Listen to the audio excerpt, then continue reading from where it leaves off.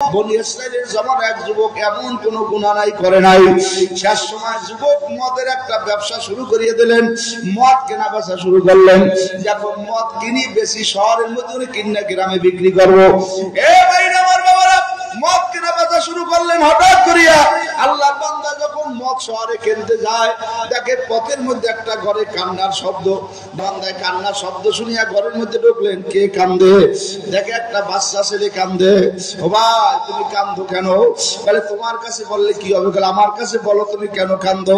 বলে আমি এই জন্য কান্দে আসি, আমার আব্বাও নাই, আমার মাও নাই। আমার ওস্তাদ আমাকে কোরআন শরীফ পড়া দিয়েছে, কেমনে পড়বো? আমার ল্যামের মধ্যে তৈল না। সন্তানের কিছু লাগলে আব্বা মার কাছে চায়, আমার তো চাওয়ার মতো কিছু নাই, আমি কার কাছে চাই? আল্লাহর বান্দার চোখ দিয়ে পানি পড়ে আর কান্দে।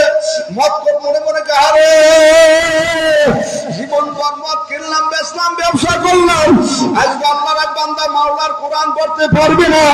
না পাক্কা নেট করে ভালাইছি, জীবন ফাউ করলাম, কন্যার করবো না, মদার বসবো না। আমি এখন আল্লাহর বান্দাকে কোরআন পড়ার জন্য বই কিনিয়ে দেবো। সুবহানাল্লাহ। আর মনে নেট করলাম, ইয়া আইয়ুহাল্লাযীনা আমানু তুবু ইলাল্লাহি তাওবাতান নাসুহা। নাসুহার মতো তওবা করছি। পাগলায় বাজারে যাই দেখে সব দোকান পাট বন্ধ। হঠাৎ করে এক দোকানদার বলে, ও মুরব্বি দোকান বন্ধ করবেন? বলে হ্যাঁ। বলে আমাদের 5 কেজি তৈল দেন। বলে তুমি তৈল দিয়ে কি করবা? বলে আমি তৈল নিয়ে আল্লাহর কোরআন পড়ার জন্য একটা ছেলেকে সহযোগিতা করবো। পাগলায় কয় না, আবার তুমি তৈল নিয়ে ঘরের মধ্যে আগুন জ্বালাবা? আরে পাগলায় 5 কেজি তৈল নিয়ে বাচ্চা ছেলেরাকে ডাক দিয়ে বলে, বাবা তুমি যে তৈলের জন্য কাঁদছো, আমি তোমার জন্য তৈল নিয়ে আসছি।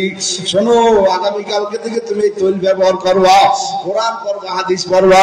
এখন থেকে তোমার জামা, পোশাক, লুঙ্গি, গামছা যা লাগবে সব কিছু আমি আল্লাহর পক্ষ থেকে দান করবো। সুবহানাল্লাহ।